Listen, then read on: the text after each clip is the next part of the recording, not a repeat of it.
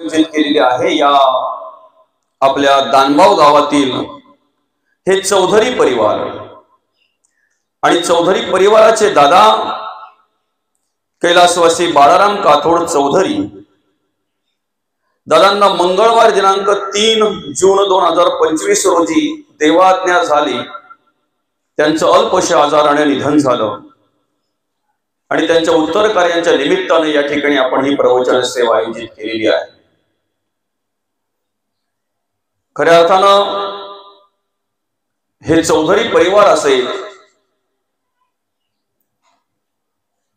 ही 6 जण भावंड, आमचे मोठे दादा असतील मधुकर काथोड चौधरी, आमचे मुरली दादा अर्थात मुरलीधर काथोड चौधरी, आमचे प्रकाश दादा अर्थात प्रकाश काथोड चौधरी, नंदाताई मधुकर पाटील आणि कुंदाताई संतोष जाधव या 6 भावंडांपैकी त्यांचा एक अतिशय प्रेमळ असलेला, सुस्वभावी असणारा, त्यांच्यावर प्रेम करणारा, त्यांना आधार असलेला, या चौधरी परिवाराचा आधार असलेला आपला दादा अर्थात कैलासवासी बाळाराम काथोड चौधरी दादांचं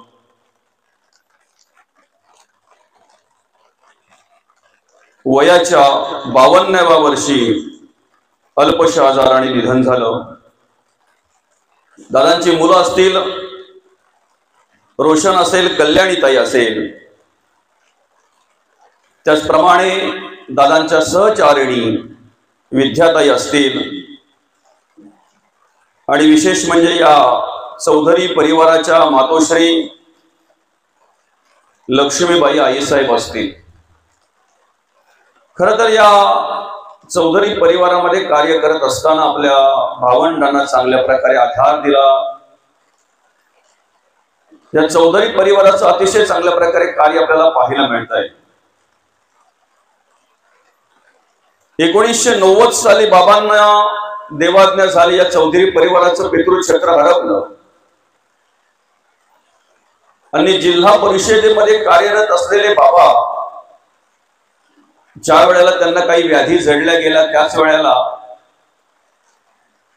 दादा त्या ठिकाणी जिल्हा परिषदमध्ये कार्यरत झाले। अर्थात ज्यांच्या उत्तर कार्यांच्या निमित्तानं आपण ही प्रवचन सेवा आयोजित केलेली आहे। कैलासवासी बाळाराम काथोड चौधरी पंचायत समिती शहापूर या ठिकाणी कार्यरत असताना त्या ठिकाणी अतिशय चांगल्या प्रकारे कार्य केलं, प्रामाणिकपणे सेवा केली। गेली अनेक वर्षे सेवा त्या ठिकाणी झाली त्यांची, कारण अल्प काळामध्ये अगदी वयाच्या कमी वर्षामध्ये ते त्या ठिकाणी कामाला लागले होते, कार्यरत झाले होते आणि अशा प्रकारे त्या ठिकाणी अतिशय चांगल्या प्रकारे प्रामाणिकपणे काम करता करता आपल्या मुलाबाळांचं संगोपन केलं, समाजाची सेवा केली, समाजकार्य केलं आणि खऱ्या अर्थानं या 6 भावंडांच्या आई वडिलांनी केलेले त्यांच्यावर संस्कार ते आज आपल्याला त्यांच्या विविध कार्यातून पाहायला मिळतात। सामाजिक कार्य या चौधरी परिवाराचं पाहायला मिळतंय। राजकीय क्षेत्रामध्ये सुद्धा अतिशय नामांकित असलेलं हे परिवार, कला क्षेत्रामध्ये सुद्धा या परिवाराचं कार्य आपल्याला पाहायला मिळतील। आपले गिरीश दादा असतील, शैलेश दादा असतील, त्याचप्रमाणे इतर मुलं असतील या चौधरी परिवाराची। शैक्षणिक क्षेत्रामध्ये सुद्धा अतिशय चांगल्या प्रकारे कार्य या चौधरी परिवाराचं आपल्याला पाहायला मिळत आहे। या समाजामध्ये कार्य करत असताना आम्हाला अनेक प्रकारची ऋण फेडायची आहेत। त्या अनेक प्रकारच्या ऋणांपैकी सगळ्यात मोठं आणि सगळ्यात महत्वाचं ऋण जर कोणाचं असेल तर आपल्या आई वडिलांचं। आणि आज या चौधरी परिवाराच्या मातोश्री जवळजवळ 79 वय आहे आईचं। त्या ठिकाणी आईचा सांभाळ करणं, आईची देखरेख करणं, आईला काय हवं काय नको ती विचारपूस करणं आणि खऱ्या अर्थाने आईची सेवा नाही आम्ही देवाची सेवा करतोय अशा प्रकारे मातृ सेवा या ठिकाणी आपल्याला या चौधरी परिवाराची पाहायला मिळते। अर्थात आईसाहेब लक्ष्मीबाई आई 1-2 वर्षापूर्वीच या ठिकाणी आईसाहेबांचा वाढदिवस भव्य दिव्य असा साजरा केला। खऱ्या अर्थानं अतिशय आनंदी असलेला हे परिवार या गावामध्ये कुठल्याही प्रकारचं कार्य असू द्या, सामाजिक कार्य असू द्या, आध्यात्मिक कार्य असू द्या, धार्मिक कार्य असू द्या, कोणत्याही प्रकारचं कार्य असू द्या, त्या प्रत्येक कार्यामध्ये सहभाग घेणारा हा परिवार, सहकार्य करणारा हा परिवार. धार्मिक कार्य जर असेल तर अनेक प्रकारचे हरिनाम सोहळे या ठिकाणी संपन्न झाले जातात. त्या ठिकाणी अतिशय चांगल्या प्रकारे सहकार्य असतं या परिवाराचं. जी सेवा वाट्याला येईल ती सेवा नम्रपणे करून त्या ठिकाणी कशा प्रकारे आम्हाला सेवा करता येईल, सहकार्य करता येईल, अशा प्रकारे या ठिकाणी आम्हाला कार्य पाहायला मिळत आहे या चौधरी परिवाराचं. आणि खऱ्या अर्थानं आता मागे ज्या वेळेला आमची भेट झाली मुरली दादा आणि मी, त्याच वेळेला त्यांनी एक त्यांच्या मनातलं बोलून दाखवले की आईचा वाढदिवस आपल्याला भव्य दिली असा पुन्हा एकदा मस्त की एकदम मोठा साजरा करायचा आहे. खरं तर अतिशय आनंदी आणि अतिशय उत्साही असलेला हा परिवार, पण त्यांच्याही स्वप्नात नसेल, मधुकर दादा असतील, मुरली दादा असतील, आमचे प्रकाश दादा असतील, नंदाताई मंदाताई असतील किंवा त्या आईसाहेब असतील, त्यांच्याही स्वप्नात नसेल की माझा एक मुलगा मला सोडून जाणार आहे, जातोय.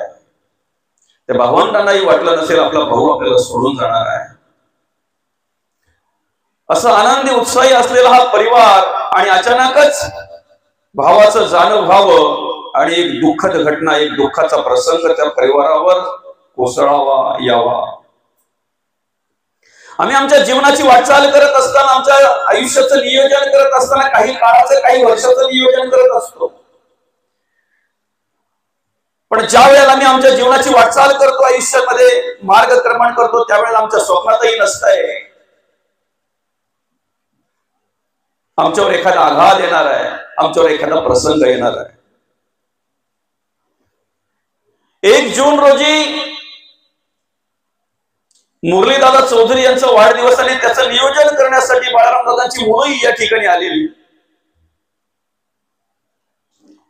दादा म्हणतायत माझा वाढदिवस साजरा करायचा नाही, पण पोरांना आवड असते, हौस असते, एक सरप्राईज द्यायची म्हणून संध्याकाळी बाबांना आपण सरप्राईज देऊ आणि बाबांचा वाढदिवस एक आपला आपण घरच्या घरी साजरा करू, या उत्साहाने, या हेतूने त्या ठिकाणी असलेली सुरू असलेली तयारी. 2-2:30 वाजता काय फोन यावा आणि असं कळावं की बाबा आपले आजारी झाले आहेत, आपले दादा बाळाराम दादा त्यांना बरं वाटत नाही, आजारी झालेले आहेत, हृदयविकाराचा झटका त्यांना यावा.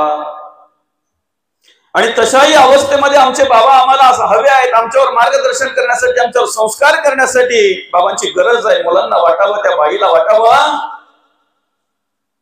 संसाराचा काही काळच आम्ही लोटलेला आहे. खऱ्या अर्थानं आता मला माझ्या पतीची गरज आहे, आता त्यांच्या आधाराची गरज आहे, माझ्या सुखात सुख आणि दुःख मांडणाऱ्या, मला सांभाळणाऱ्या, आमच्या घराला आधारस्तंभ असणाऱ्या माझ्या पतीची मला गरज आहे. भावंडांना वाटावं सुखात किंवा दुःखामध्ये आमच्या पाठीशी खंबीरपणे उभा राहणारा आमचा भाऊ आम्हाला हवा आहे. आणि मग ज्या वेळेला कळलं की दादांना बरं वाटत नाही, दादा आजारी आहेत, त्या वेळेला धावपळ सुरू झाली त्या चौधरी परिवाराची आणि नातेवाईकांची, मुलांची, भावांची, भावंडांची. एकच धावपळ सुरू झाली, आमच्या दादाला बरं वाटलं पाहिजे, आमच्या बाबांना बरं वाटलं पाहिजे, आमच्या काकाला बरं वाटलं पाहिजे. आणि म्हणून शहापूर या ठिकाणी असलेल्या सिद्धिविनायक हॉस्पिटलमध्ये प्रथम उपचारासाठी त्या ठिकाणी त्यांना दाखल केलं. पण आपल्या दादाला बरं वाटलं पाहिजे, त्यांना उदंड आयुष्य लाभलं पाहिजे म्हणून अजून चांगल्या आणि मोठ्या दवाखान्यामध्ये दाखल करायचं म्हणून कल्याण येथील आयुष हॉस्पिटलमध्ये त्या ठिकाणी 24 तास जवळजवळ दादावर उपचार सुरू होते. पण कुठल्याही प्रकारे त्या ठिकाणी फरक जाणवत नसल्यामुळे जे हॉस्पिटलमध्ये त्यांना हलवण्यात आले. पण असं म्हणतात, दैवजात दुःखे भरले दोष ना कुणाचा, पराधीन आहे जगती पुत्र मानवाचा. आणि या चौधरी परिवाराचे प्रयत्न सुरू असतानाच त्या ठिकाणी 3 जून 2025 रोजी त्या आजार दादांना घेऊन गेला. त्या आजाराने दादांचा देहांत झाला आणि या चौधरी परिवारावर एक मोठं दुःखाचं सावट पसरलं गेलं. ज्या वेळेला अनेक नद्यांचं पाणी एखाद्या सागरामध्ये जात आहे, त्या अनेक नद्या जात असताना अनेक नद्यांच्या बरोबर काही ओढक त्या ठिकाणी वाहून जात असतात. पण सागरामध्ये गेल्यानंतर ती ओढक एकत्र होत आहेत. एकत्र झालेली ओळख, काही काळ एकत्र राहतायत, एकमेकावर प्रेम करतायत, एकमेकाला आधार देत आहेत, एकमेकाच्या आधारावर राहत असतात. पण आम्हाला हे माहित नाहीये की पुन्हा एखादी लाट अशी निर्माण होणार आहे की त्या लाटेमध्ये आम्ही दुभंगणार आहोत, आम्ही वेगवेगळे होणार आहोत. कुठपर्यंत, कितपर्यंत, शेवटपर्यंत आम्ही किती जरी आता हाका मारल्या, किती जरी आवाज दिला, किती जरी तळमळीने अंतःकरणाने जरी त्यांना बोलावलं तरी सुद्धा दादा कधी येणार नाही. दोन ओंडक्यांचे होते सागरात भेट, एक लाट तोडी दोहा, पुन्हा नाही गाठ क्षणिक ते विहाय बाळा मेळ माणसाचा. दोष ना कोणाचा, दोष ना कोणाचा. समाज कार्य करणारी माणसं, समाजामध्ये अतिशय चांगल्या प्रकारे जगणारी, वागणारी माणसं, मित्रांना प्रेम देणारी, नातेवाईकांना प्रेम देणारी, घरातल्यांना आधार देणारी, कुटुंबाला आधार देणारी, समाजाला आधार देणारी, अतिशय चांगल्या प्रकारे कार्य करणाऱ्या माणसानं उदंड आयुष्य लाभावं असं प्रत्येकाला प्रामाणिकपणे वाटतंय. पण हे आपल्या हातात नाही ना, म्हणून तर आपण म्हणतो ईश्वर सत्तेपुढे इलाज नाही, ईश्वर सत्तेपुढे इलाज नाही. आणि अशा प्रकारे त्या ठिकाणी अनेक प्रकारचे प्रयत्न करूनही त्या प्रयत्नाला अपयश आलं आणि दादा आपल्याला सोडून गेले. 3 जून 2025 रोजी देहांत झाला दादांचा. अर्थात अल्पशा आजाराने त्यांचं निधन झालं. या ठिकाणी भगवंत आपल्याला जाणीव करून देतात, मार्गदर्शन करतात आणि मार्गदर्शन करत असताना म्हणतात, हे विशेष आहे ते नाकळती, त्या सुख दुःख दोन्ही न पवते आणि गर्भवास संगती नाही तया. तो नित्य रूप पारखा ओळखावा सर्वथा जो या इंद्रियार्थ नागरीची. अर्थात या दुसऱ्या अध्यायातील 15वा श्लोक, यम ही न व्यथयंती पुरुषम पुरुषशव समदोख सुखम धीरम सुमृतत्वाय कल्पते. तुम्ही मोक्षाचे अधिकारी आहात, तुम्हाला मोक्ष प्राप्त होईल, पण कधी? ज्या वेळेला तुम्ही सुखात आणि दुःखात समान असाल त्यावेळेला. नेमकं आम्ही कशाने बांधलेलो आहोत हेच आम्हाला माहित नाहीये. आम्ही मोकळा होण्याचा प्रयत्न करतोय, आम्ही मुक्तीची अपेक्षा करतोय, आम्ही मोक्षाची अपेक्षा करतोय. मुक्त व्हायचंय आम्हाला, मोकळं व्हायचंय आम्हाला, पण कशातून मोकळं व्हायचं तेच आम्हाला माहित नाहीये. आम्हाला मुक्त कशातून व्हायचंय तेच आम्हाला कळत नाहीये. आम्ही कशाने बांधलेलो आहोत, आम्हाला कोणी कोणी बांधलेलं आहे, कशा पद्धतीने बांधलेलं आहे. बुद्ध अवस्था आम्हाला सहज प्राप्त झालेली आहे, त्यासाठी आम्हाला काही करावं लागलेलं नाही. आम्ही मायेने बांधलो गेलो, सहज आम्हाला कळलंही नाही आम्ही कधी मायेने बांधलो गेलो. आम्ही देहबुद्धीने बांधलो गेलो, आम्हाला कळलंही नाही आम्ही कधी देहबुद्धीने बांधलो गेलो. आम्ही अज्ञानाने बांधलो गेलो, आम्ही अंधश्रद्धेने बांधलो गेलो, आम्हाला कळलंही नाही आम्ही कधी बांधलो गेलो. मोकळं होण्यासाठी धडपडतोय ना, मोकळं होण्यासाठी आम्ही तळमळ करतोय ना, पण कशाने बांधलेलो आहोत हेच माहिती नसल्यामुळे नेमका गाठी सोडायच्या कोणाच्या आणि कोणापासून मुक्त व्हायचं हेच आम्हाला कळत नाही. आमच्या आयुष्याचा हे वस्त्र विणत असतानाच भगवंताने अशा प्रकारे ते वस्त्र विणलेला, एक धागा सुखाचा 100 धागे दुःखाचे. आम्ही विषयाधीन झालो, आम्ही मायाधीन झालो, आम्ही अज्ञानाधीन झालो, आम्ही अंधश्रद्धेअधीन झालो, आम्ही अज्ञानाधीन झालो, आम्ही देहबुद्धी अधीन झालो. आणि या सगळ्यामुळे काय झालं? आम्हाला दुःख प्राप्त झालं, आम्हाला दुःख प्राप्त झालं. त्या दुःखाचं निवारण करण्यासाठी प्रत्येक मनुष्य धावपळ करतो. बघा, मनुष्य दुःखापासून का मुक्त होत नाही? त्या दुःखाचं निवारण करण्यासाठी प्रत्येक मनुष्य धावपळ करतो, पण ते दुःख कशापासून झालंय हे शोधण्यात कमी पडतोय, हे शोधण्यात कमी पडतोय. संतांनी नेमकं ज्याच्यापासून दुःख झालंय ना त्याची ओळख करून दिलेली आहे, त्याची ओळख घेतलेली आहे. कशामुळे आम्हाला दुःख प्राप्त झालेलं आहे? आमच्यावर वेगवेगळ्या प्रकारचे प्रसंग येत आहेत, आम्हाला वेगवेगळ्या प्रकारच्या संकटांना तोंड द्यावं लागतंय. कशामुळे? ते दुःख प्राप्त होईल असे विषय, असे विकार आमच्याकडे सहज आले व आम्हाला कळलंही नाही. सहज आले, बद्ध अवस्था आम्हाला सहज प्राप्त झाली, आम्हाला त्यासाठी काही करावं लागलं नाही. बद्ध अवस्थेमध्ये निर्माण व्हायला, बद्ध अवस्था निर्माण व्हायला, बद्ध अवस्था प्राप्त व्हायला काही करावं लागलं नाही आम्हाला. प्रपंचाचे उदंड ज्ञान नेणे सोय समाधान या नाव बद्ध. प्रपंचाचं उदंड ज्ञान आहे, परमार्थाविषयी अज्ञान आहे, नेणे सोय समाधान या नाव बद्ध. बद्धाचं मुख्य लक्षण सांगत असताना असं म्हटलेलं आहे, जयाच नाही आत्मज्ञान ते मुख्य बद्धाचे लक्षण. ज्ञान आहे पण आत्मज्ञान नाही, बरं का. ज्ञानाने जर तुमच्याकडे अहंकार जन्म घेत असेल तर त्याला विष म्हटलेलं आहे. काय म्हटलेलं आहे त्याला? विष. ज्ञानाने जर अहंकार जन्म घेत असेल तर त्याला विष म्हटलेलं आहे. पण ज्ञाना जर तुमच्याकडे नम्रता प्राप्त होत असेल तर त्याला अमृत म्हटलेलं आहे. विद्या विनयेने शोभते. तुमचं ज्ञानही तेव्हा शोभतंय ज्या वेळेला तुमच्याकडे नम्रता असते तेव्हा. अभिमान जर असेल, अहंकार जर असेल तर तुमचं ज्ञानही तुम्हाला शोभून दिसत नाही. म्हणून तर जगद्गुरु तुकोबा म्हणतात, लहानपण देगा देवा मुंगी साखरेचा रवा, ऐरावत रत्न थोडं ते शंकुशाचा माग. आम्हाला अभिमानाने बांधलेला आहे ना, अहंकाराने बांधलो गेलो आम्ही, अज्ञानाने बांधलो गेलो. जयास नाही आत्मज्ञान ते मुख्य बद्धाचे लक्षण. आम्ही स्वतःला शोधत नाही, जगाने काय करावं याचा विचार आम्ही करतोय.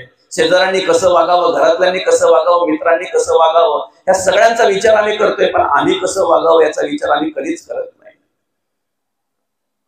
आम्हाला गाव सुधरवायचं आहे, आम्हाला आमचा तालुका, आमचा जिल्हा, आमचं राज्य सुधरवायचं आहे, आमचा भारत देश, आमचा हिंदुस्थान आम्हाला चांगल्या प्रकारे सुशोभित पाहायला मिळावं असं प्रत्येकाला वाटतंय. पण त्यासाठी सुरुवात आम्ही स्वतःपासून केली पाहिजे याचा विचार आमच्याकडे नाहीये. आत्मज्ञान नाहीये आम्हाला. ज्या दिवशी आम्ही स्वतःचा विचार करू ना, स्वतःपासून चांगल्या गोष्टीला सुरुवात करू ना, त्या दिवशी आम्हाला आपोआप बदल झालेला पाहायला मिळेल. संतांनी नेमकं हेच कार्य केलं, हेच कार्य केलं.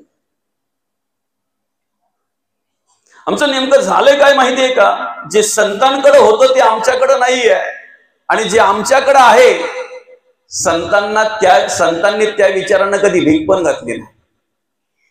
म्हणून आमचा हा प्रयत्न काय चालू आहे माहितीये का? जे आमच्याकडे आहे त्याचा त्याग करून जे संतांकडे आहे ते आम्हाला घ्यायचं आहे, बरं का. आमच्याकडे ज्या गोष्टी आहेत, जे विचार आहेत, जी कर्म आहेत, त्यांचा त्याग करून ते बाजूला सारून जे संतांकडे आहे ते आम्हाला घ्यायचं आहे. आणि ज्या दिवशी ते संतांकडे आहेत, संतांचे विचार ज्या दिवशी आमच्या अंतःकरणामध्ये निर्माण होतील त्या दिवशी आम्हाला सगळं काही मिळेल, सगळं काही मिळेल. त्या दिवशी आम्हाला त्याची ओळख घेतली पाहिजे, ते कळलं पाहिजे आम्हाला. काय विचित्र प्राणी आहे मनुष्य बघा ना. एवढं सामर्थ्य माणसाकडे की सर्व प्राण्या पक्ष्यांकडून खेळ करून घेतो तो मनुष्य, बरं का. मारका बैल सुद्धा शिकवतोय तो. एखाद्याचा जर खूप मार्ग बैल असेल ना तर ते लगेच बोलतात त्याला बोलवा, चांगले चांगले बैल ठिकाणावर आणलेत त्याने. माणसाला फाडून खाणाऱ्या हिंस्र प्राण्याला सुद्धा माणूस शिकवतोय. सर्कशीमध्ये त्याच्याकडून तो खेळ करून घेतोय. वाघाकडून खेळ करून घेणारे आपण पाहतोय, वाघाकडून, सिंहाकडून खेळ करून घेणारे आपण पाहतोय. वेगवेगळ्या प्राण्या पक्ष्यांकडून खेळ करून घेणारा हा मनुष्य, पण ह्या माणसाकडून खेळ कोण करून घेत आहे हेच त्याला कळू नये. हे दुर्दैव आहे, हे दुर्दैव. वेगवेगळ्या प्राण्या पक्ष्यांना शिकविणारा हा मनुष्य, पण त्याच्याच कडून कोण खेळ करून घेतय, त्यालाच कोण कुठे कुठे गुंतवतं हेच त्याला कळत नाही. आणि म्हणून हे कळविण्यासाठी, हे दाखवून देण्यासाठी माऊली या ठिकाणी म्हणतात, विषयाधीन नको, विषयारूढ होता आलं पाहिजे. इंद्रियाधीन नको, इंद्रियांना आपण सांगू त्याप्रमाणे इंद्रियांनी कर्म केली पाहिजे. समोर सगळे आपले बघितल्यानंतर ममत्व निर्माण झालं अर्जुनाच्या अंतःकरणामध्ये. ते गांडीव पडलं, खाली पडलं, ते शस्त्र खाली पडलं, इंद्रिय शिथिल झाली, हात थरथरा कापायला लागले, पाय थरथरा कापायला लागलं, अंगाला घाम फुटलं. आणि मग अर्जुन म्हणतोय माझी इंद्रिय म्हणतात हे कार्य आपण करू नये. कोणाला बोलतोय अर्जुन? देवाला, भगवंताला म्हणतोय. आणि मग भगवंत म्हणतात, अर्जुना इंद्रिय जे जे म्हणती ते त्याची पुरुष जे करती ते तरलेची न तरती विषय सिंधू. इंद्रियांच्या अधीन होऊन ज्यांनी ज्यांनी आपल्या जीवनाची वाटचाल केली ना, तरलेची न तरती विषय सिंधू, बद्ध अवस्था प्राप्त झाली, मुक्त झाले नाही. सुखात आणि दुःखात दोन्ही अवस्थेमध्ये जो सारखाच असतो तो मोक्ष प्राप्तीसाठी योग्य आहे. आम्हाला मुक्ती हवी आहे, आम्हाला मोक्ष हवा आहे. नरक कोणालाच नाहीये, पण पाप कर्म सुटत नाही. काय करणार? प्रत्येकाला वाटतं मी स्वर्गात जावं, प्रत्येकाला वाटतं मी वैकुंठात जावं, कोणाला वाटतं मी कैलासात जावं. नरक कोणालाच नको आहे, पण पाप कर्म सुटत नाही, अधर्म आचरण सुटत नाही, अनितीने जगायचं वागायचं सोडत नाही. हे विषय जया ते नाकळती, त्या सुख दुःख दोन्ही नको होती, आणि गर्भ वा असो संगती नाही. आमच्या जीवनाचं वस्त्र विणत असतानाच भगवंतांनी 100 धागे दुःखाचे लावलेले आहेत, एक धागा सुखाचा लावलेला आहे. तर एक धाग्याकडे बघून आम्ही 100 धागे सहन करतोय. काय? एक धागा सुखाचा, 100 धागे दुःखाचे. आम्ही 100 धागे दुःखाचे पार करतोय, ओलांडतोय का? आम्हाला एक धागा पुढचा सुखाचा आहे ना, कुठेतरी सुख मिळेल, कुठेतरी सुखाची अपेक्षा आहे, ते प्राप्त होईल म्हणून 100 धागे आम्ही ओलांडून जात असतो. आमचं लहानपण जर पाहायला गेलं तर मुके अंगरी लहानपणाची रंगीत ओसले तारुण्याची. लहान मुलाची अवस्था जर आपण बघितलं तर बघा ना, त्या लहान मुलाला नवीन कपडे घातले जातात. काय आहे का त्याला? त्याचं नवीन घातलंय की जुनं घातलंय काही कळतंय? ते जुनं घातलं तरी शिशू करते त्याच्यात, आणि नवीन घातलं तरी त्याच्यात शिशू करते. त्याला काय माहितीये? उलट आई बोलते नवीन घातले तरी पण त्याच्यामध्ये त्यांनी शिशू केली. काय कळतंय त्याला? मुकी अंगारी लहानपणाची. त्याला तुम्ही चांगली पावडर लावा, सुगंधित पावडर लावा, की अगदी आपली ती काय 4-5 रुपयाला पुडा मिळतो तो मीनाखाकी, तो लावा. त्याला काय कळतंय त्यातलं? सुगंधित लावले की अजून काय लावलंय त्याला काय कळतंय त्यातलं? पैशाची नोट तिथं फाडून टाकतंय, ते तोंडात घालतंय, त्याला काय कळतंय त्याचं? लहानपणाची अवस्था बघा त्याची कशी आहे. ज्या काकूशी आई भांडलेली, जी काकू आईशी भांडलेली ना, त्या काकूच्या घरी जाऊन जेवतय, ते आईला कळल्यावर मग बोलतय त्यांच्या घरी जायचं नाही, त्यांची आपली भांडण झाली. त्याच्याकडे काही नसतंय होते, मुळी उदक तीक्ष्ण असते. पडणारं पाणी कसं आहे? काही दोष आहे का त्याच्यामध्ये?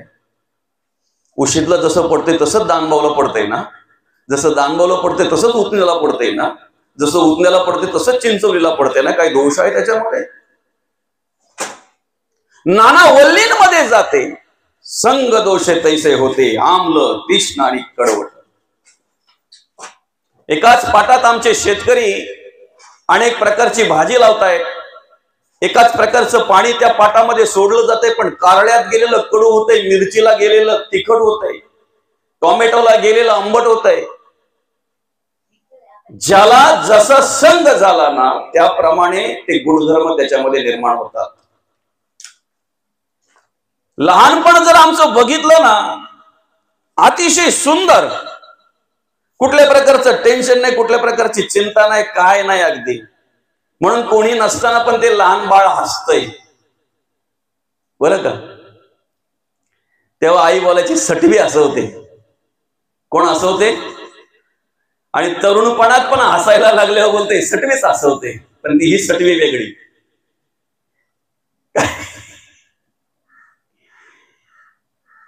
कळत नाही का माणसाला आम्ही काय करतो, ते चांगलं करतोय की वाईट करतोय कळत नाही.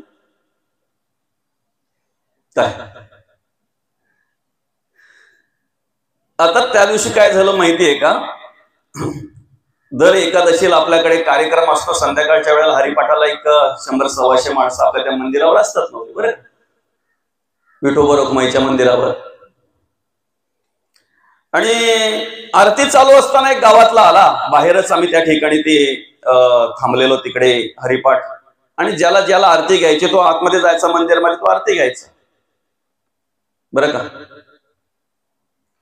आता एकाला सहज म्हटलं, हा कधीच्या काळी दिसतो, म्हटलं जा बाबा आरती घे. जमणार नाही बोलतो, थोडी ठोकून आलोय. म्हणजे मी जी कर्म केल्यात ती कर्म चांगली आहेत की वाईट आहेत हे त्याला कळतंय. जर आतमध्ये आरती घ्यायला तो गेला नाही, जर स्वतःहून बोलून दाखवतोय का नाही आज मी आरती घेऊ शकत नाही का, थोडी ठोकून आलोय. कळतंय पण वळत नाही, हे दुर्दैव आहे. सटवी माहिती आहे ना आपल्याला, सटीकडे काय काम आहे बरं? प्रत्येकाचं नशीब लिहायचं काम सटीकडे आहे, भवितव्य लिहायचं काम कोणाकडे आहे? सटीकडे. ती सटी रावणाकडे काय काम करत होती माहितीये का? रावणाचे पाय दाबायचं काम करीत होती सटी. काय? रावणाचे पाय दाबायचं काम सटी करत होती. आता पाय दाबता दाबता दाबता दाबता रावणाला लागली झोप आणि मग तिने ठरवलं चला काही काळापूर्वी एक बाळ जन्माला आलंय, त्याचं भविष्य लिहायला जायला हरकत नाही. आणि मग ती गेली तेवढ्यात जाऊन येईपर्यंत रावण जागा झाला. ती येताना बघितल्यानंतर रावण भडकला. रावण बोलतोय कुठे गेली होती? मला न विचारता तू गेलीच कशी? ही रावणाची भाषा आहे बरं का. ही भाषा कोणाची आहे? रावणाची. मला न विचारता कुठे गेली होती? बरं विश्वास असेल तर ना, रावणाच्या वृत्तीचा माणूस असेल त्याचा विश्वास बसेल असं नाही, ती सांगेल त्याच्यावर काय. आणि म्हणून आम्हाला परत परत रावण सांगावा लागतो का? उद्ध्वस्त झालेला संसार उत्तम व्हावा म्हणून.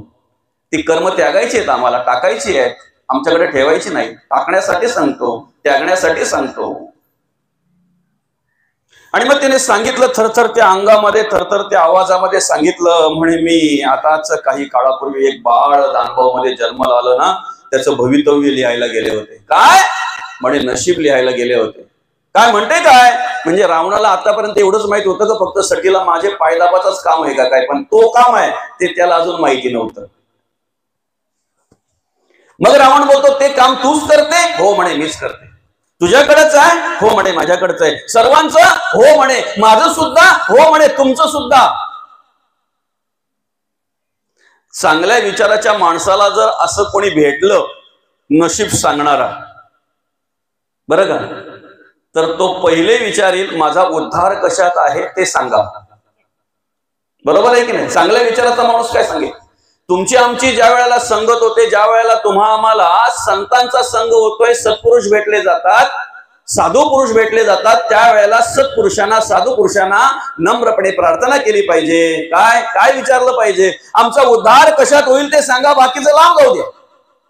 संसाराची गाराणी, प्रपंचाची गाराणी, माझी बाई, माझं मुलं, माझं हे माझं ते बाजूला जाऊ दे. ते काय राडगाड सगळ्यांचंच आहे ते, नाही का? काय विचारलं पाहिजे? काय सांगितलं पाहिजे? आमचा उद्धार कशात होईल ते सांगा.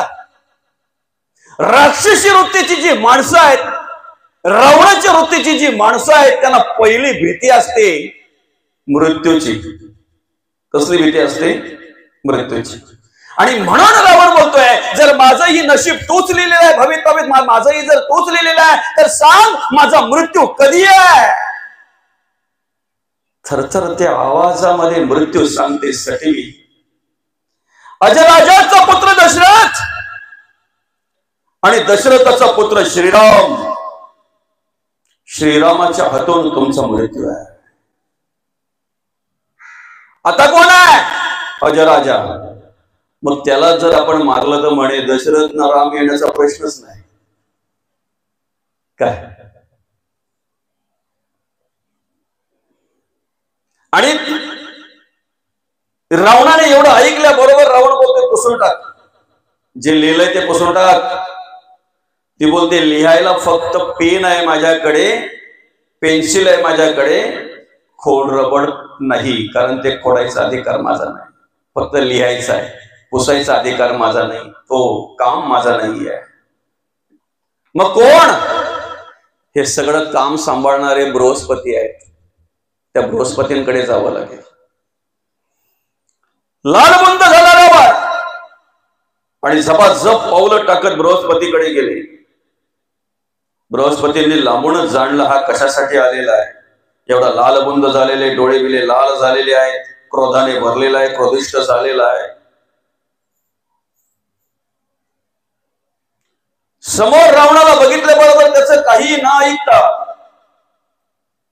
तो बोलणार तेवढ्यात बृहस्पती म्हणतात, अरे तुझं ऐकून घेईन रे सगळं, जरा थांब, पहिले समोर जी खोली आहे त्या खोलीचा दरवाजा उघड. समोर जी खोली आहे ना, रूम आहे ना, त्या रूमचा दरवाजा उघड पहिले. चांगल्या माणसाला जर दरवाजा उघडायला सांगितला तर तो पहिले कडी वाजवतोय, आवाज देतोय, मुलांना आवाज देतोय, बबडा, दादा, बाबा, ताई, बेलचं बटन दाबतोय. पण राक्षसी वृत्तीचा जर असेल ना,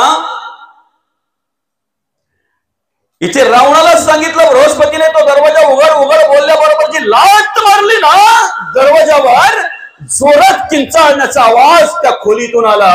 आणि हा रावण विचारतोय, एवढा ओरडलास, एवढा किंचाळलास, नेमकं झालं काय?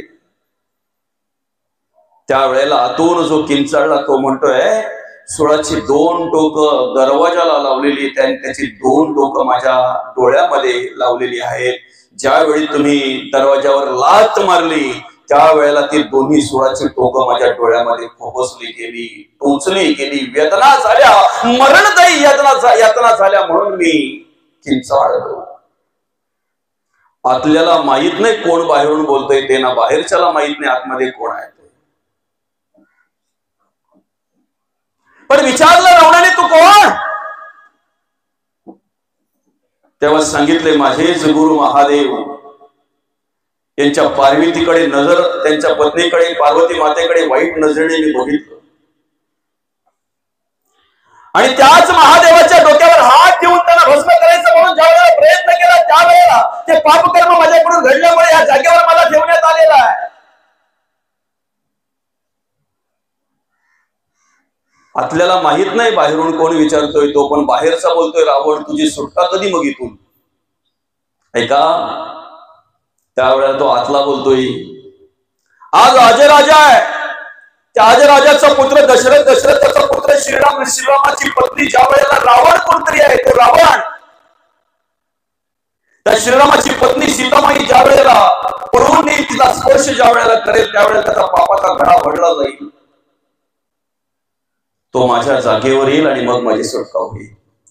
ऐकतो कोण? रावण. कोणाचं ऐकतोय? त्याचंच ऐकतोय. काही फरक पडला नाही. कडून दिसून आंधळा म्हणतात याला. काय म्हणतात? दिसून आंधळा. आम्हाला रावण याच्यासाठीच सांगावा लागतो की आम्ही शोधलं पाहिजे याच्यापैकी आमच्याकडे काही आहे का. आम्ही काही आमच्या जीवनाचा वाटचाल करत असताना, प्रवास करत असताना दिसून सुद्धा आंधळेपणा काही करतोय का हे शोधता आलं पाहिजे. आम्हाला शोधता आलं पाहिजे. विषयाधीन झालेला मनुष्य अशा प्रकारे वागतोय की तो काय करतोय ना हे सगळं विसरून जातोय. क्षणिक सुखासाठी आपल्या कुणी होते नीतिभ्रष्ट, कुणी त्यागी जीवन आपले दुःख जगी करण्यास.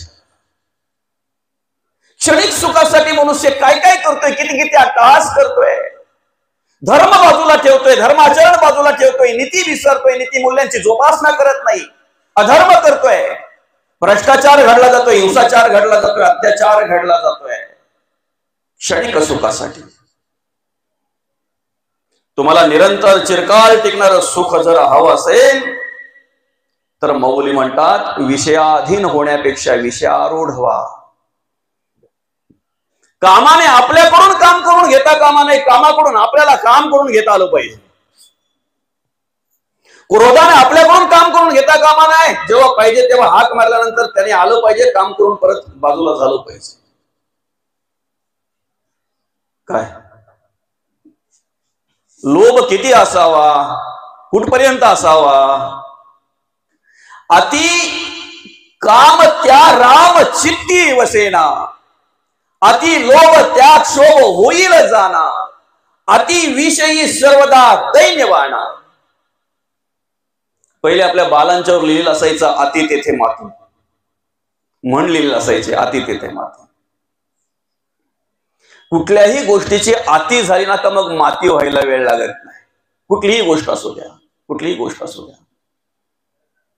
आम्ही जेवण सुद्धा जास्त केलं ना माऊली, आवडलं म्हणून गळ्यापर्यंत येईपर्यंत जर जेवण केलं ना तर लगेच आम्हाला झोप येते. झोप येते म्हणजे नशा म्हणतात तिला, नशा. जेवण सुद्धा जास्त केलं तर माणसाला नशा येते. अति नको. कुठलीही गोष्ट अति झाल्यानंतर मग त्याची माती व्हायला वेळ लागत नाही. शब्द, स्पर्श, रूप, रस आणि गंध हे विषय आहेत.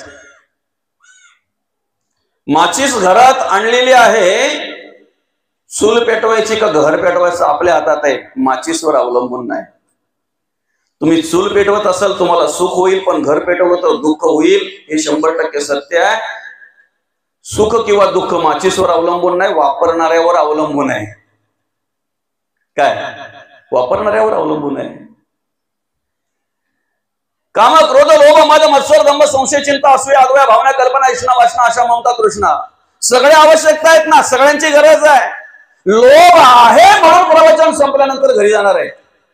जिथे तुमचा लोभ पूर्ण नष्ट होईल ना, घरी जायची इच्छा राहणार नाही. तेवढा पाहिजे ना घरी जाण्यापुरता. उत्पत्ती करण्याकरता काम पाहिजे, क्रोध पाहिजे. आम्हाला परमार्थ व्यवस्थित करता आला पाहिजे. कोण आडवे येतात त्यांना आडवे करण्यासाठी क्रोध पाहिजे. मला देवाचं व्हायचं आहे, एक निष्ठेने परमार्थ करायचं, अध्यात्म भक्ती करायची, मला देवाचं नामचिंतन करायचंय. कोण आडवे येतंय, कोण त्रास देतंय? त्यावेळेला त्रास देणारे बाहेर होते म्हणून भगवंताला शस्त्र हातात घ्यावं लागलं. ऐकताय ना? त्रास देणारे, राक्षसी वृत्तीचे, वेगवेगळ्या प्रकारचे धर्माला अडचण निर्माण करणारे बाहेर होते म्हणून भगवंताला शस्त्र हातात घ्यावं लागलं. आज ते सगळे आमच्या आत आहेत म्हणून संत शास्त्र शिकवितात, म्हणून संत शास्त्र शिकवतात. आज शस्त्राची नाही, आम्हाला शास्त्राची गरज आहे, शास्त्राची गरज आहे. आणि शास्त्राचा अभ्यास करून जर मी शास्त्राप्रमाणे आचरण करत असू ना तर निश्चित विषय तेच आहेत, आम्हाला हितकारक असतील, अनहितकारक नाहीत. जो अधीन झालेला आहे त्याला काही कळत नाही, त्याला काही वाटत नाही. वाईट कर्म करणाऱ्या माणसाला काही वाटत नाही, तो करत असतो, करत असतो. गुंतलेला असतो ना, तो गुंतलेला असतो. एक वेगळ्या प्रकारची बीन वाजवली ना ती की चपळ असणारा हरिण कधीही पकडता येत नाही, सहज जाळ्यात सापडत नाही. पण त्या बीन तो कानावर आवाज गेला ना विशिष्ट प्रकारचा की ते जाग्यावर थैताय थैताय थैताय नाचत असतंय. त्या आवाजाच्या दिशेने आकर्षित होत आहे. किती आकर्षित होत आहे, एवढं मोहून जात आहे, एवढं मोहून जात आहे की त्या ठिकाणी प्राण गेला, जीव गेला तरी सुद्धा ऐकवतच राहावं एवढं मोहून जात आहे ते त्या ठिकाणी, एवढं मोहून जात आहे. आज जीवनाची वाटचाल करत असताना आम्हाला कितीतरी माणसं अशी पाहायला मिळतात. घराच्या घर उद्ध्वस्त झाली, अनेकांचे संसार उद्ध्वस्त झाले, मुलं बाळ रस्त्यावर आली, अनेकांची शब्दाला भुललेली माणसं. भला मोठा हत्ती आहे, हत्तीला सहज पकडता येत नाही. हिंस्र प्राणी जर समोरून आला तर उचलून आपटतोय, त्याला ठार करण्याचं सामर्थ्य त्या हत्तीमध्ये आहे. पण ज्या वेळेला त्या हत्तीला पकडायचं असतंय ना त्यावेळेला एक मोठा खरडा खोदला जातो, त्या खरड्यावर पुट्टे पसरले जातात, त्या पुट्ट्यांवर पुट्ट्याची हत्तीन हुबेहूब तयार केली जाते. ज्या वेळेला हत्तीला स्पर्श घेण्याची इच्छा मनामध्ये निर्माण होते ना त्यावेळेला तो हत्ती त्या हत्तीला स्पर्श घेण्यासाठी जातोय आणि पुट्ट्याच्या हत्तीला स्पर्श घ्यायला गेलेला हत्ती खरड्यात पडतोय, त्याचं त्यालाही कळत नाही. खरड्यात पडल्यानंतर मग गावभर चर्चा होते, खड्ड्यात पडला तो माणूस, खरड्यात पडला त्याला. रात्रीच्या वेळी जेव्हा अंधार असतो त्यावेळेला आम्ही दिवा लावतोय, बत्ती लावतोय. त्या बत्तीच्या प्रकाशावर, त्या दिव्याच्या प्रकाशावर एक पाखरू येते बघा, पतंग म्हणतात त्याला. ते झेपा घेतय, ते भासतय, त्याला चटके बसतात, पण एवढं आकर्षित होतय ना मरतय तरी सोडत नाही. चटके बसून बसून मरतय तरी सोडत नाही. काही कळत नाही का त्याला मी हे करतोय ते चांगलं आहे का वाईट आहे कळत नाही त्याला. मासे पकडणारे बघितलेत ना आपण गळावर, नाही का, असा तो हुक असतो ना, गळ असतो तो. ज्या वेळेला ते मासे पकडायला जातात ना त्यावेळेला त्या गळाला काय अटकवतात बरं? कोबी, फ्लावर, मग काय शिमला मिरची, वाला ना, गांडूळ, वाला, झिंगूड त्याला म्हणतोय आपण, नाही तो पण वाला अख्खा नाही काय पूर्वाचा असतो ना त्यांना माऊली, नाही का, अर्धा करून ते ठेवतात त्याला. तो अर्धा वाला ज्या वेळेला त्या गळाला लावून आतमध्ये सोडला जातो ना पाण्यामध्ये, त्यावेळेला त्या वाल्याला पाहून तो मासा धावतोय त्या वाल्याच्या दिशेने. तो वाला म्हणतोय मत आओ मेरे लिए, मैं आधा हूं तेरे लिए, अगर तू आएगा मेरे लिए तो ऊपर खड़ा है तेरे लिए. दादा कर्म कोणाला चुकत नाहीत. कर्मे राम वनवासा गेला, कर्मे दशरथ पुत्र शोके मेला. अनेक अनेक अनेक आहेत त्या ठिकाणी उदाहरण. कर्म कोणालाही चुकत नाहीत, कोणालाही चुकत नाहीत. आणि म्हणून तो बोलतो दादा तू माझ्यासाठी येऊ नको, मला अर्धा केलाय तुझ्यासाठी, आणि तू माझ्यासाठी जर येशील ना तर तुला खेचायला वरती तयार आहे. पण रस रस आता साधं उदाहरण आहे. इंद्रिय दिसतात, इंद्रियांकडून कर्म करून घेणारं मन दिसत नाही, बरोबर आहे की नाही? हात दिसतात कर्म करणारे, पाय दिसतात कर्म करणारे, डोळे दिसतात कर्म करणारे, कान दिसतात कर्म करणारे, जीभ दिसते कर्म करणारी, ते कर्म करून घेणारं मन दिसत नाही, बरोबर आहे की नाही? मग आपण दिसणाऱ्यावर नियंत्रण करू शकतो का न दिसणाऱ्यावर नियंत्रण करू शकतो? न दिसणाऱ्यावर नियंत्रण करणं कठीण आहे, दिसणाऱ्यावर नियंत्रण करणं सोपं आहे, बरोबर आहे की नाही? मनामध्ये आलं एखादी कृत्य करायची, हात ओसरा ना, हात आपल्या ताब्यात आहेत, हात ओसरू शकतो ना, मन नाहीये ना. एखादी गोष्ट पाहतच राहावी असं वाटलं, कपड्याच्या दुकानाच्या पुढे असलेल्या प्लास्टिकच्या बाईकडे जर तासन तास पाहत राहील असेल तर सांगा याचं मन काय असेल बरं, आणि याचं मन काय कार्य करत असेल बरं? बराच वेळ झाल्यानंतर मग लक्षात येते त्याचा डोलोमिटे नाही म्हणजे प्लास्टिकची आहे. सोपं आहे दादा. जे आपल्या हातात आहे ते जर आवरू शकत नाही तर जे आपल्या हातात नाही ते काय आवरणार आपण? जे दिसतंय ते जर आवरू शकत नाही तर ते दिसत नाही ते काय आवरू शकतो आपण? शरीर आवरू शकतो, मन आवरू शकत नाही. पण शरीरच जर आपल्याला आवरता येत नसेल, इंद्रियच जर आपल्याला आवरता येत नसतील तर मनावर काय आपण आवरण घालणार आहे? मनाला काय आपण आवरणार आहे सांगा ना? आवरू शकतो. अजून आपली जीभ जर आपल्या ताब्यात नसेल, मन तर लय लांब आहे दादा, मन लय लांब आहे. आणि ते मन जर ठिकाणावर ठेवायचं आहे ना तर जगद्गुरु तुकोबा म्हणतात आधी मन घेई हाती तोची गणराज गणपती. मन इंद्रियांचा राजा सर्व भावे त्याची पूजा, मन जीवींचा प्रधान मन माझे नारायण. रस काय? चटणी भाकरी खाऊन पण पोट भरतयच. माणूस कशासाठी पोट भरतय? काही खाण्यासाठी जगतात तर काही जगण्यासाठी खातात. समजतंय ना? दोन्ही भाषा कळतंय ना? काही जगण्यासाठी खातात, ठीक आहे ना, काय माऊली, त्यांना शेवलोणी द्या, शेवली द्या, लोट द्या, तेलपाट द्या, बापली द्या, टाकला द्या, बरं का? आणि ते बोलतात पण ह्याच टायमाला भेटतील, वर्षभर नाही. जे जगण्यासाठी खातात ना त्यांना तुम्ही काही द्या, वेळेला चटणी भाकरी द्या, आनंदात खातात ते. पण जे खाण्यासाठी जगतात ना, बरं का, रस. म्हणून तो वाला बोलतोय मत आओ मेरे लिए, मैं आधा हूं तेरे लिए, अगर तो आएगा मेरे लिए तो ऊपर खड़ा है तेरे लिए. ऐका, चांगल्या चांगल्या सागाच्या लाकडाला होल पाडणारा भुंगा, पण ज्या वेळेला एखाद्या फुलामध्ये अडकतोय, त्याचा मकरंद सेवन करण्यामध्ये जेव्हा गुंततोय की नाही, त्यावेळेला संध्याकाळची वेळ होते, ते फुल मावळणार आहे, त्या पाकळ्या जवळ येणार आहे, त्याच्यामध्ये गुंतणार आहे, त्याला कळतंय, पण तरी सुद्धा त्याला मोह आवरत नाही, मोह आवरत नाही, मेला जातो, गतप्राण होतो त्या ठिकाणी.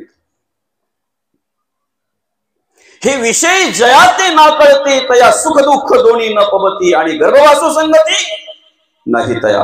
आम्हाला नरक नको आहे ना, आम्हाला दुःख नको आहे ना, आम्हाला गर्भवास नको आहे ना, मग त्याला कारण फक्त एकच आहे, तुम्हाला या सगळ्यापासून जर मुक्त व्हायचं आहे तर आधी कर्माचा प्रसंग. हे सगळं आमच्या कर्मावर अवलंबून आहे, आमच्या विचारांवर अवलंबून आहे, आमच्या वागण्या जगण्यावर अवलंबून आहे, आमच्या वागण्या जगण्यावर अवलंबून आहे. बरं का? देवाची सेवा जर करायची आहे ना, चालत्या बोलत्या मंदिरांची सेवा करा. देव देवालयामध्ये लपला, देऊल पूजिता पावे त्याला, सृष्टीमध्ये ज्याला त्याला ऐसीची. चालते बोलते देव तुमच्याकडून तृप्त झाले ना, मंदिरातला हनुमंतराया तुमच्यावर कृपा करील, पंढरीचा पांडुरंग परमात्मा तुमच्यावर कृपा करील.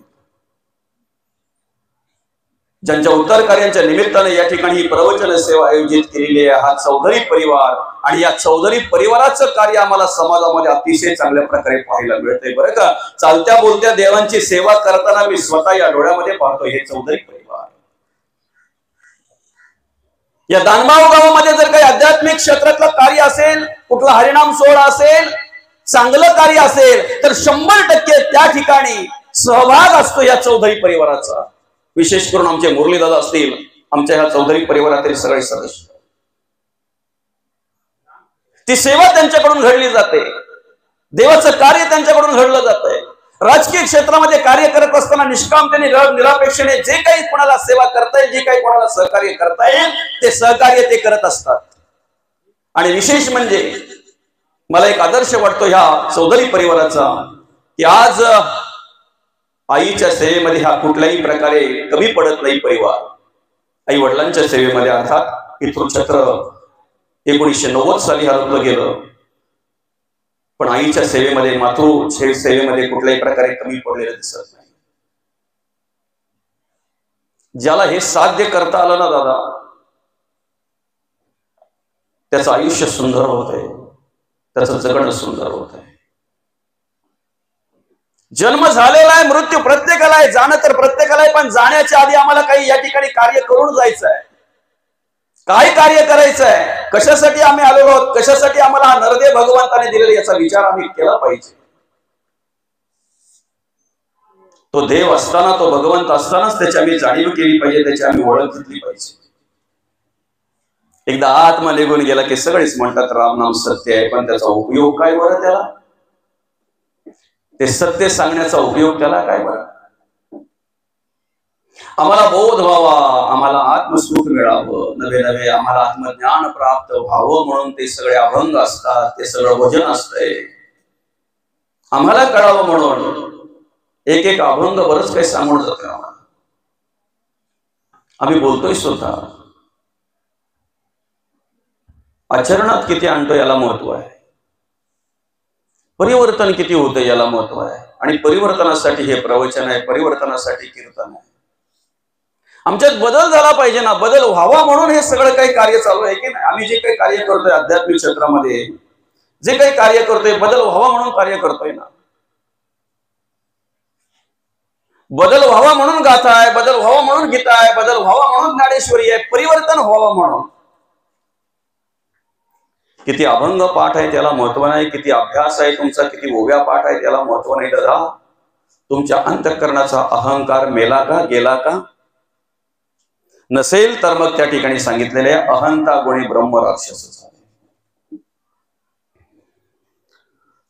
एखादा अज्ञानी मनुष्य आहे, ज्याला कशातलेच काही जाणीव नाहीये, ज्याला कशातलंच काही कळत नाही, तो अहंकाराने वागतोय, ठीक आहे, पण परमार्थिक माणसाने अहंकाराने वागावं, अभिमानाने वागावं.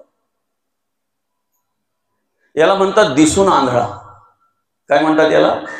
दिसून आंधळा.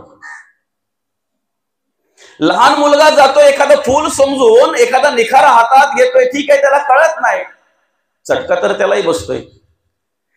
पण ज्याला सगळं काही कळतंय त्याने तो निखारा हातात घ्यावा, बघू तर खरी मला जाणीव आहे, मला कळतंय सगळं काही, मला चटका बसतोय काय, बसणारच दादा.